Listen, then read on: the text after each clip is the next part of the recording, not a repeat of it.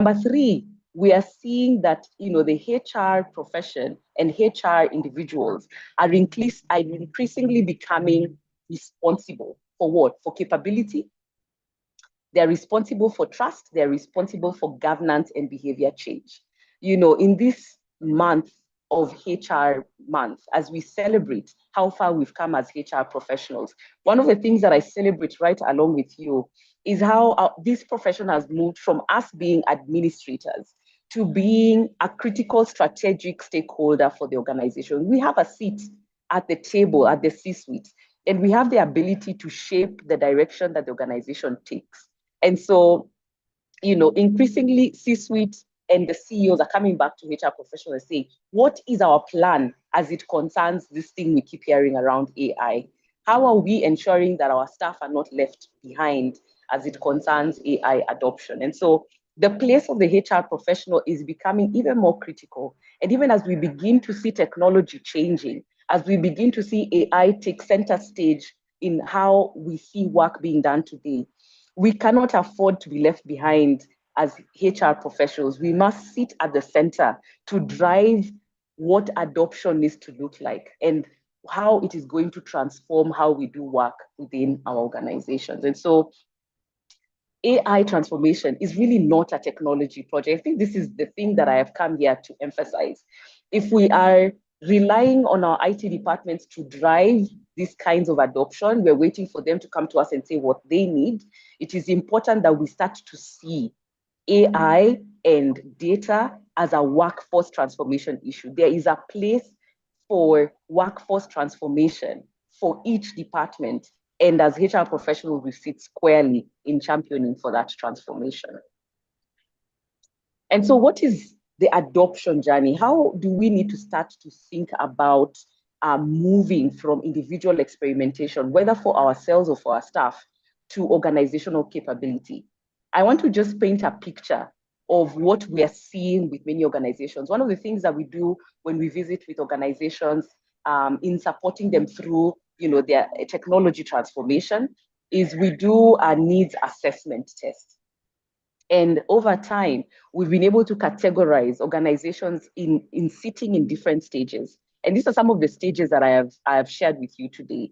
And so many times you find there are some organizations that are at stage one. Stage one is no AI strategy. A lot of the members of the organizations don't quite know what AI is. They have some idea, but they're not very sure. There isn't a shared understanding across the organization as to what AI is, what it is not, and what it can do. That's stage one. Stage two is organizational staff know AI. They know ChatGPT, that's for sure. And they've taken it a step further. They don't just know about it, they have actually begun to experiment. In doing our needs assessment for different organizations and in speaking to some of the staff in those organizations, we're hearing people who are not only leveraging on platforms like ChatGPT or Claude or Gemini or Midjourney, but they're going a step further and actually paying for some of these technologies, because we live in an interesting time now where even payment has been made easy. It is easy for you to put your credit card. It is easy for you to pay via M-Pesa. And in a flick of a moment, you're able to access higher levels of AI capability as an individual. And we're starting to see individuals are actually leveraging on these tools to be able to do their work better, faster, smarter.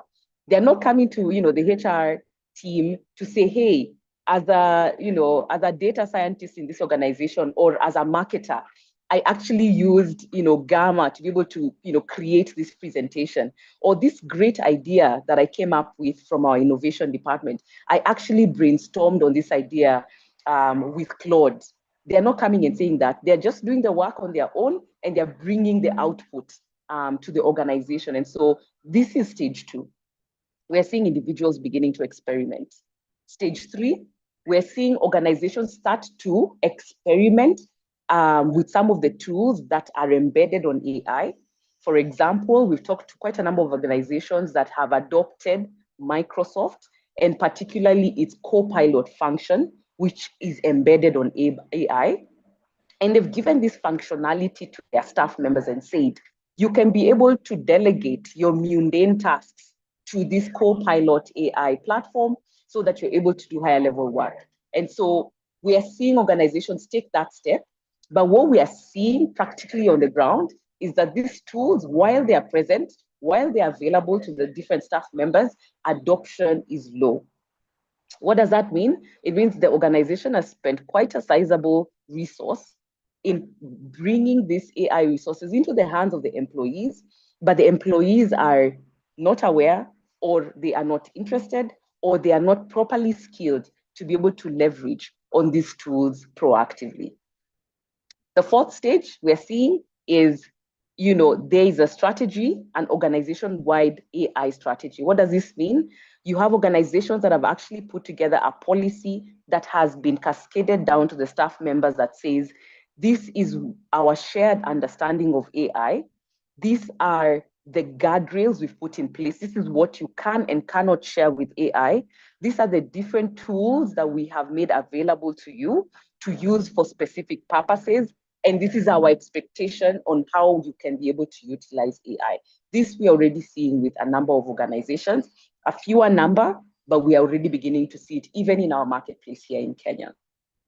But finally, beyond just having a strategy, as HR professionals, we know that beyond the strategy is execution. How do you bring the strategy to life? And so only a small group of organizations have really been proactive around embedding AI into everyday work, where the HR professionals, the leadership team is actively tracking utilization of AI in the understanding that AI is a partner to the work that we do, that we are able to leverage on AI to be able to do higher level work. And so the kinds of mundane work that you would expect an individual to do, such as doing meeting notes, for example. So, you join a meeting and then you apportion somebody to, to share the meeting notes with the rest of the team. Things like that are already being outsourced to AI. And you have organizations actively tracking to see the extent to which its staff is actually leveraging on these AI capabilities and enabling their staff then to do higher level work. And so the question really here is, ladies and gents, where is your organization today? And maybe let me pause there and see if we have any reactions on the chat so that I can see what we are saying. But please let me know on the chat, as you're listening to me, as you're thinking about, the AI adoption journey, not just for you, but for your organization, where do you see your organization sitting today? Let me just go on the chat and see what we are saying. And I can see people are talking here. I can see Milka is on the chat. Milka, I'd love to hear on the chat where you see your organization sitting today. I can see Scholar on the chat as well. Is the presentation only audio, or is there a visual presentation? Scholar, I hope that you can now see the visual. I am actually sharing my screen. And I do promise to share the presentation slides with all of you after the fact. Nicholas Mutai, Gladys Maina, I can see you from Meru, Nehemiah. I would love to hear what you guys think. Where is your organization today as it concerns AI adoption? Where do you see it? Not just for yourself, but you as custodians of adoption. Where do you see your organization sitting to us? Okay, Peter, I can see you saying that no AI strategy currently for us.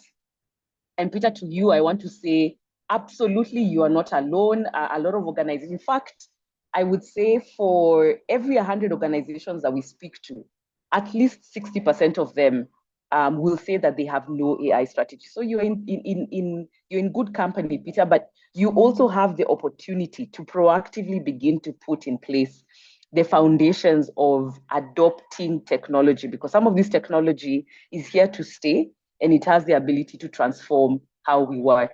But for a lot of people, I can see you say stage 2. Jedida, thank you. You say you're in stage 3. Would love to know on the chat some of the tools that your organization is already leveraging on. You represent a smaller group of organizations that have taken things to the next level, where they're not only individually experimenting, but they're actually saying, here are some tools that we can use as an organization to make work easier, faster, remove mundane tasks away from our staff. But for a number of us, Nancy, I see you, Rose, Faith, you're saying you're in stage 2, which is great because we know as HR professionals that change is hard.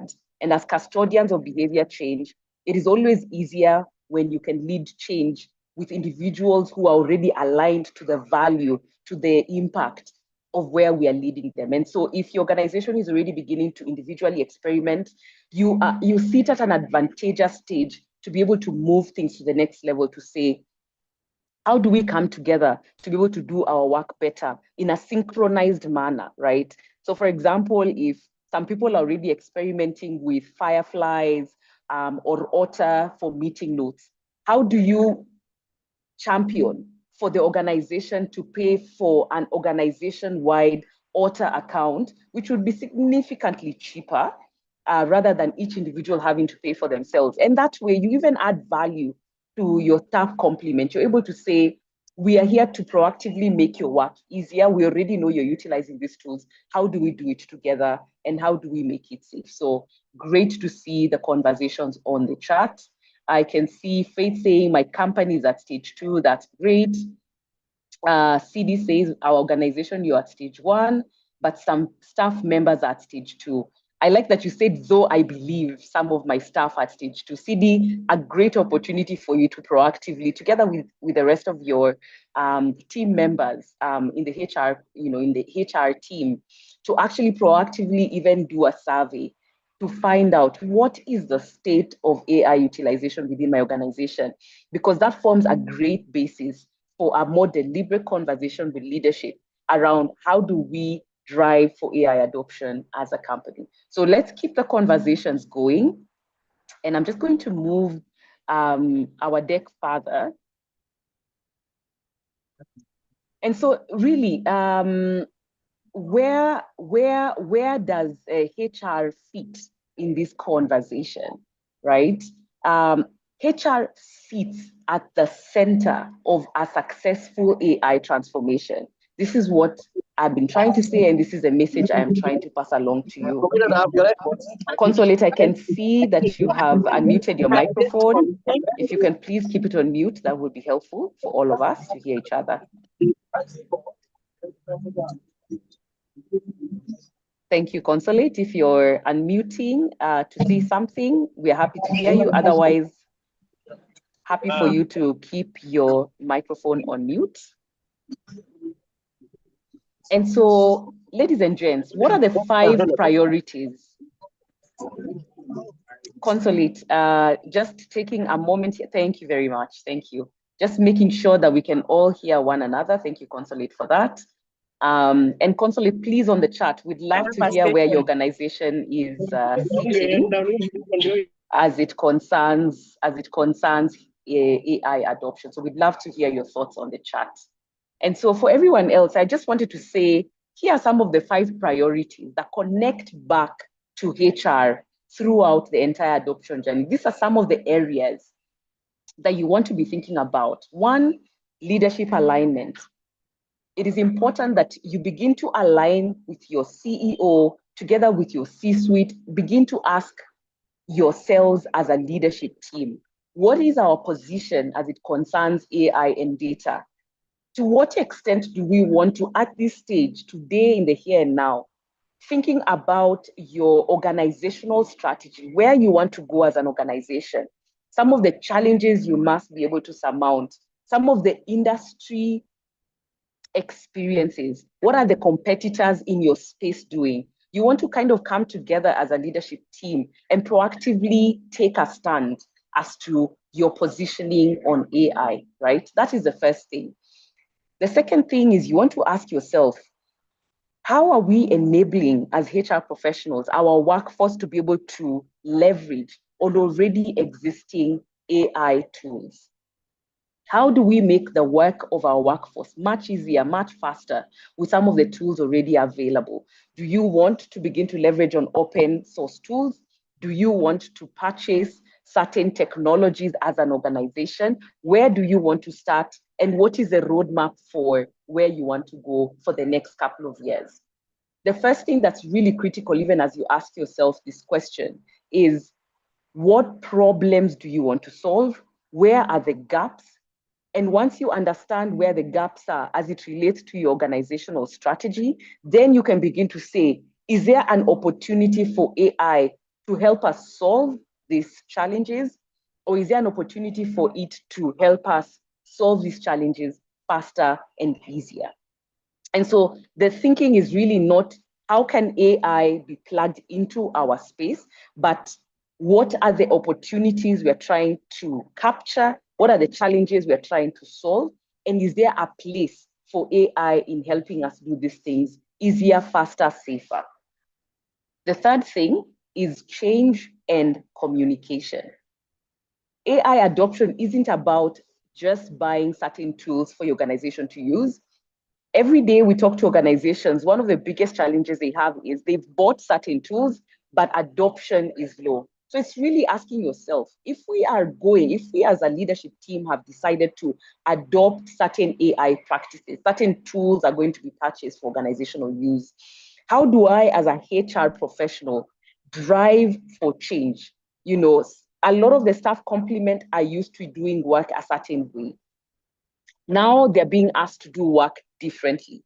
How do you begin to encourage change management so that you're moving together as a group and not having only a few people changing and moving along? But a second aspect of it is communication. How do you begin to communicate to your staff members that AI is not really here to take their jobs? How do you assure them that AI is a partner to help them accelerate impact, to accelerate productivity, and not to replace them? A lot of research that we are seeing, even from other global organizations such as Salesforce, are releasing research and saying that while AI is going to change certain jobs and certain jobs will be rendered obsolete, there are many more jobs that are going to be created because of AI. And so AI is here to stay. Prompt engineers are needed. Data scientists are needed. Salesforce associates are needed. Prompt engineers are needed. So there's many more jobs that are going to be created through AI. Leveraging on AI enables us to be able to do our work safer, smarter. We're able to do higher level work.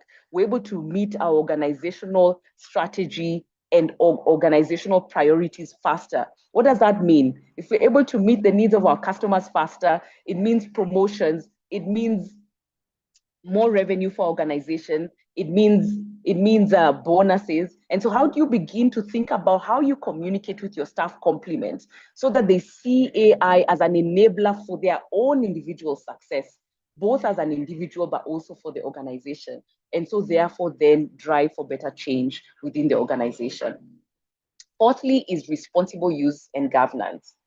Ladies and gents, we know that we sit at an interesting time now where data protection is becoming even more critical. Dorcas, good afternoon to you. I can see that you have unmuted your microphone. I am checking to see that you can please mute so that we can continue with the conversation. Thank you so much. And Dorcas, please feel free to let us know in the chat where your organization sits within this journey. We would love to continue to exchange notes together.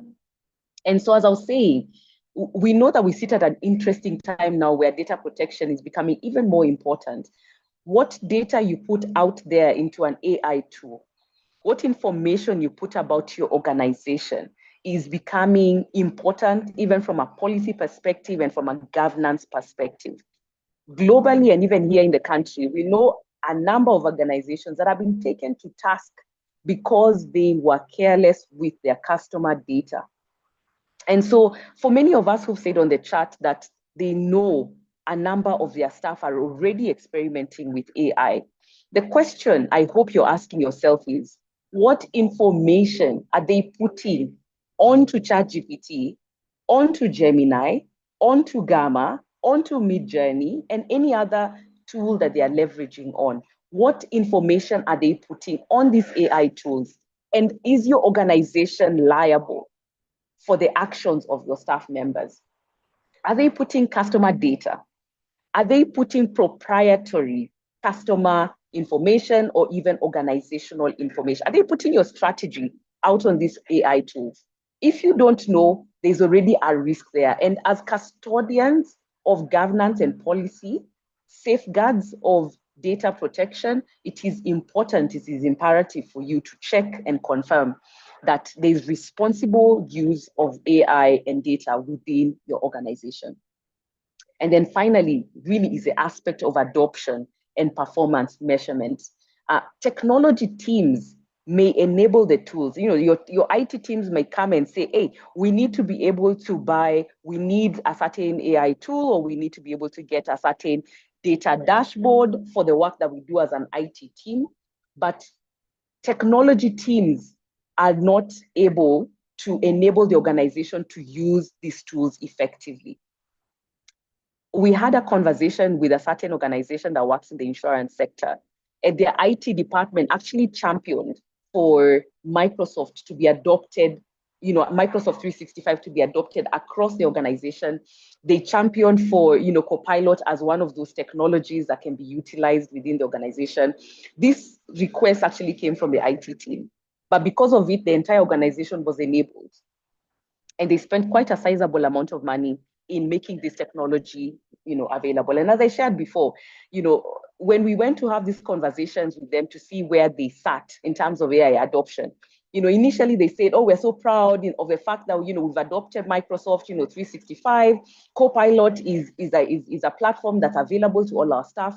But when we dug deeper, we found that adoption levels were low. This is something I've shared with you before, but I'm bringing it in here again to really emphasize that the HR department, the HR team, members of this conversation today, as you sit here and listen to me, you have a critical role to play in enabling your organization to use the tools that they have already purchased, that they've already resourced for effectively. You are the custodians of ensuring change is happening and that these tools are utilized effectively. So how are these tools being adopted within your organization? If for some of you who've already shared that you're already leveraging on certain tools as an organization, how are they being adopted? What is the adoption levels? And what is the performance measurement? Is it accomplishing the task to which you hoped it would? It is important that as a HR professional, you're sitting at the center of those conversations, ensuring that the resources of the organizations are well utilized and meeting the objectives that they were intended for, in your ability to drive organizational strategy and execution. And so I want to close out so that I can invite for a couple of questions so that, you know, we're having this conversation together, even as I see that we've got only a few minutes left for this conversation. What I really want you to take away from the few minutes that we've had together this afternoon is AI adoption succeeds when people are prepared to work differently. A lot of the data that we're seeing coming to us today is that Africa is the youngest nation across the world. In Kenya alone, we know that our average age is 19 years. And so for many of us, the organizations that we sit in and the people that we serve, while you serve a Gen X population, while you have a number of millennials, you are increasingly hiring more Gen Zs, as they are popularly called. And as you continue to hire more Gen Zs, these are digitally native populations. They are already experimenting with these tools, and they will continue to do so because it is part of who they are. And so really the question is really asking, how do we prepare our entire workforce to work differently? Because technology isn't going away. How do you begin to lay the foundation so that as you introduce these technologies that can benefit us all, you have less resistance in terms of adoption so that you're able to move together as a pack, as a team? So 3 takeaways for us to carry forward beyond this conversation, regardless of where your organization is, whether you're at stage 1, stage 2, or even at stage 5. 1, you need to start with the work, not the tools. We should not be saying, oh, do we need to adopt ChatGPT? Do we need to get on? Is it Claude? Is Claude better than, ChatGPT, or is Gemini better? Should we also be getting onto Microsoft 365? Rather than think about the tools and some of the things that, some of the tools you start to experiment with, start with the work. Where is your organization going in the next 5 years? What is your big strategic intent? To what extent do you understand it? To what extent do your staff members understand it? And once you do that, then you start to ask yourself, where is the place of AI in solving the real business and employee challenges that we face? How can you document those challenges, those business cases and business use cases, and be able to ask yourself, can AI have a real impact, a real influence in some of these dockets that we have identified? That is one. Start with the work and not the tools. Number two, how do you build capability and trust together? This is the kind of thing that cannot be done in isolation.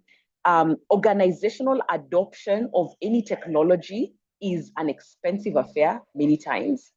It can be confusing because technology tends to change quite quickly.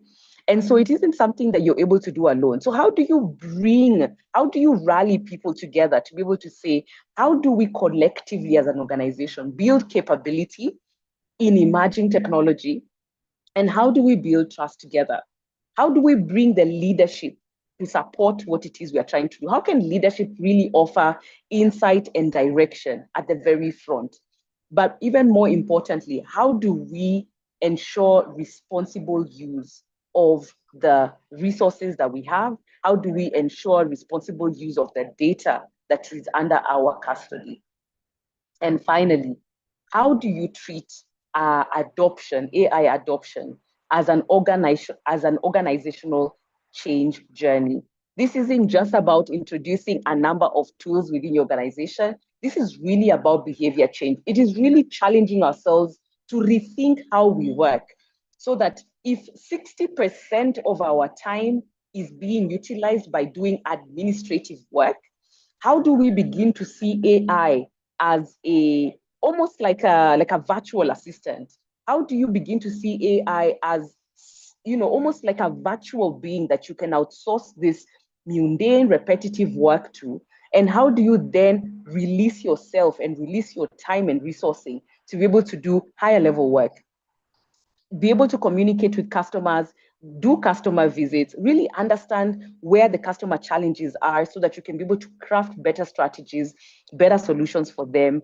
What are some of the industry challenges that you're facing, and how do you come together with the rest of your industry to solve higher level problems that AI has no context for, has no ability for, because there's only so much that AI can do. So how can we release AI to do the work it's meant to do so that we can, allow ourselves to do the human work that only AI cannot do? And so, introducing a tool is not the same as changing the way work gets done. So it's really about which tools do we get within our organization, and are people utilizing them? It is in saying, how do we rethink how people do work? And how can I, as a HR professional, be at the center of driving for that change? I'm going to leave you with this one reflection before I pause and invite for any questions, either on the chat or you can unmute your microphone. But this is the reflection that I want you to even put on the chat. Where could AI create the greatest value for your organization? There are many areas, but here are 4 that could be a starting point for you. Productivity and operational efficiency. Is there a place for AI to help you and your staff to do work better, faster, easier? Are there mundane tasks that could be outsourced to AI? If the answer is yes, this could be a starting point for you. What about employee experience? We know that AI has the ability to help us brainstorm. You can literally get onto Gemini, for example, and brainstorm an idea. If your staff are trying to crack a certain customer problem, or they're trying to come up with a new innovative solution, they can literally sit with an AI tool and actually use the AI as a brainstorming partner. these could potentially improve employee experience. As a HR professional, you could be asking yourself, how do I increase value for my employees? If you feel like you've only been offering the same value over a longer period of time, if the only benefit, for example, they get is an end of year party and you're trying to excite yourself, for example, how do I add value to the experience of my Gen Z staff? You can actually use AI to be able to, brainstorm with you. So, is there a place for AI to bring value in your organization for employee experiences? What about decision making and data? A lot of people in the organizations we speak to, particularly at the leadership level, will say that because of their years of experience, they rely on their gut in making important decisions. And I say this is okay, this is fine, this is great. However, there is an opportunity to leverage on evidence-based decision making. What does that mean? We collect data as a natural part of our work in organization. How do we begin to aggregate this data? How do we ensure the data is clean? It is true, it is cleaned up, it is reliable data. And how do we leverage on AI tools to be able to aggregate this information, find certain patterns that can be able to inform even better decision making? Could this be an area that your organization could find the greatest value and therefore then leverage on AI? And finally, the most important people, our customers, our stakeholders. Is there a gap? Is there a place for us to increase the experiences by using AI? So these are just 4 areas that I wanted to leave with you to jog your memory, to jog your thinking, even as you reflect on the conversation that we've had today. And so let me pause here. Let me go on the chat and see what you're saying. Maybe you can let me know if any of these 4 areas are resonating with you for the organization that you serve. Could this be an area for you to think about proactively beyond this conversation? And even as you're sharing that with me, I'll also check to see if there are any questions that I can answer before I hand over back to Irene.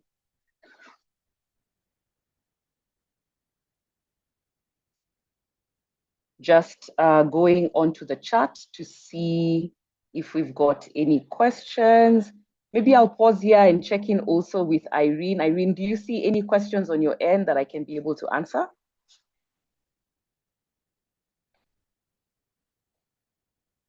I can see Scholar is raising her hand, but Scholar, I can see that you're trying to connect to your audio. So I'll give you a minute to connect and then you can ask your question. But in the meantime, let me take this question that I see here on the chat that says, how do young/old HR professionals remain relevant in the organization, given that AI is simplifying workloads in the HR department? I think this is a great question. How do you stay relevant in an environment where AI is simplifying workloads? I think the way that I would think about it is I would reframe even the question a bit differently to say, how can I change? What else can I be able to do now that AI has taken 50% of the mundane tasks that I used to do on a day-to-day basis? If a big part of my work was to do reporting, for example, for a lot of us, the last couple of days of the month are prioritized for reporting.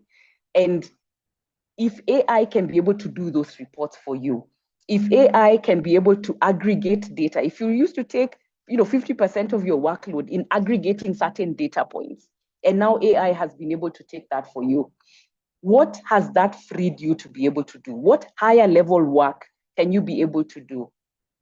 This enables you to deliver more value to your organization. This gives you more, even pride in your contribution to the organization. So for me, I would really just reframe that thinking and ask myself, what can I offload to AI so that I can be able to do even more work, add even more value to my organization, be of more benefit? Because the more benefit you are to your organization, the more valuable you are seen. And so really that's how I would think about it. But please let me know on the chat how else you're thinking about it. For anybody else who also has a different viewpoint, please put it on the chat and let's keep talking.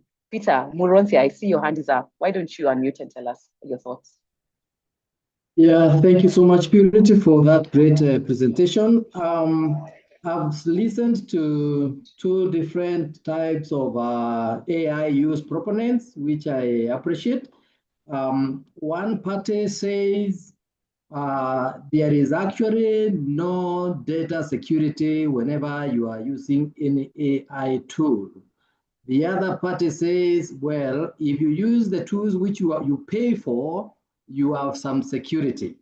What is your position in that regard? Is there any data security with any of these AI tools?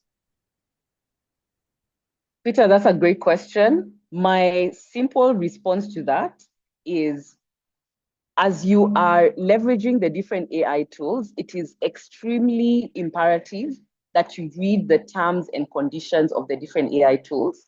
For example, ChatGPT has a more robust data protection policy compared to, for example, Gemini.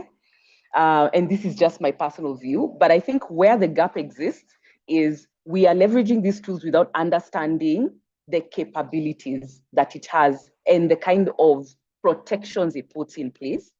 And it is important, even beyond that, that as an organization, you ask yourself, what information do you want to share with different AI platforms and capabilities, and which ones do you want to keep for yourself? And Peter, if you're ever in doubt, there's always an opportunity to give aggregated data. So rather than put specific customer data in these AI tools, for example, instead of saying, one of my customers is Purity Canario, she has this challenge, could you help me find 3 solutions? You can actually aggregate that data. And so you don't have to put my personal information to be able to have AI support you. So there's ways in which you can mitigate the risk. But I think my simple answer is the terms and conditions can always give you a sense for what's possible and what's risky behavior in terms of leveraging these tools. Peter, does that help to a certain extent? Yes, thank you. Thank you very much. You're welcome. Purity, all right, checking to thank see. You. Yes. Thank you. Somebody wanted to see your slide 2. Maybe you can project that. Njeru wanted to see your slide 2. But we're getting a lot of wonderful feedback. Getting great presentation. I think you have answered the question on security. Somebody else had asked that. How do you handle data protection? That is well done. I think you have handled that. Like indicated, please register on the link so that you can get CPD point. Someone is saying, I'm trying different browsers, but it's not going through. Please check your network because the link is active. Where do I get the slides? Maybe Purity will talk about that, how they can get the slides. Oh, there. Purity has shared the link. If you follow that link, then you will be able to get the slide. So please check out the link. Someone is saying try cloud next, you won't regret. I think those are some that were shared last time. For sensitive data, use AI as a draft to do the work, unless the tools are approved. So people are learning from each other on what they are doing, what is working. Trying to look for any other question. Scholar, my input was productivity and operational AI efficiency, where it eliminates manual and paperwork. My observation is lack of information on top leaders, finance, and other departmental heads. So there is need for HR to push the need for AI training in organizations, starting with decision makers. We agree. Unless I'm missing any question. Thank you, Njoroge, for the feedback. We appreciate the sessions. We appreciate it as well. Speak a bit about ALX courses. So maybe you can do that. Yeah, we have 2 minutes to go. So Purity, you can maybe speak about ALX briefly. Absolutely. Thank you, Irene, for giving us that condensed and summarized version of what's happening on the chart. At ALX, we offer different enterprise level training solutions.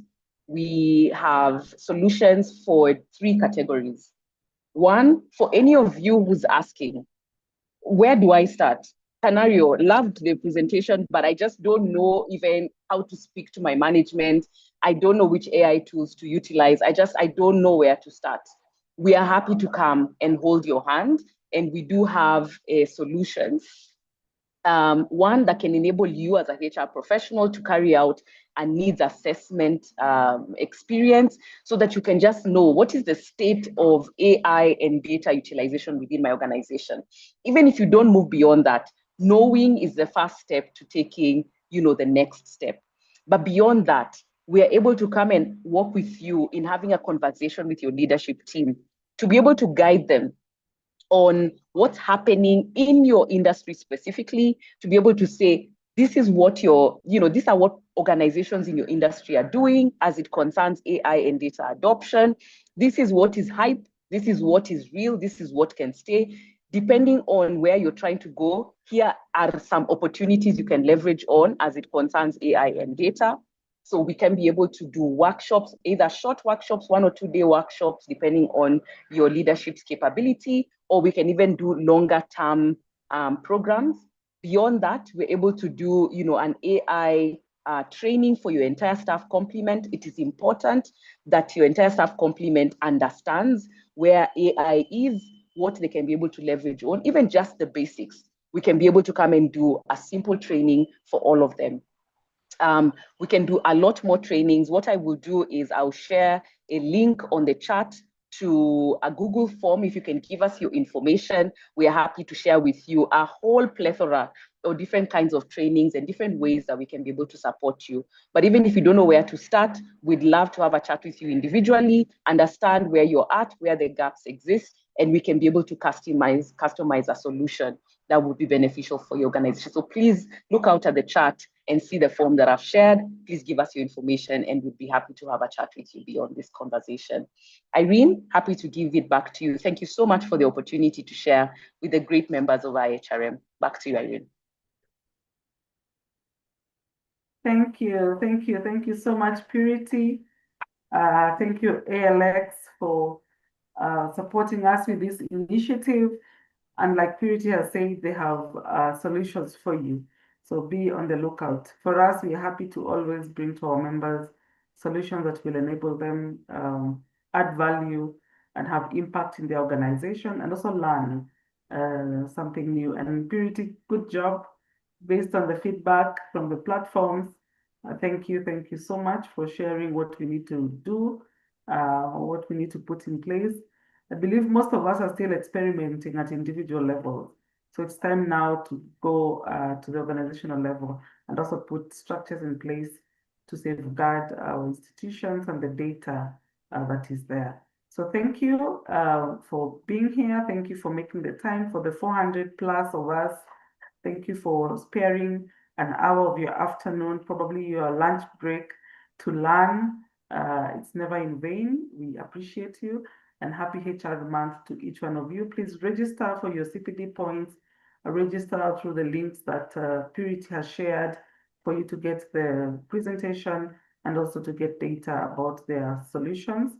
And we look forward to seeing you at the Sport Day on the 1st of August.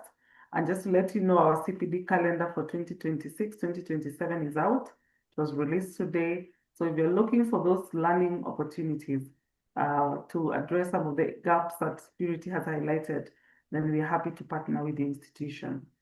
Surely at an individual level, trying organization, thank you. We're still receiving feedback on what people are doing. So we'll leave the chat on for a few more minutes so that you can access the chat and the links. But with that said, we wish you a wonderful afternoon. Greetings from the leadership of IHRM. I know they are held up in meetings this afternoon. Madam Kuresha sends her regards, and we look forward to interacting with us as we continue. Thank you, Purity, and have a good afternoon.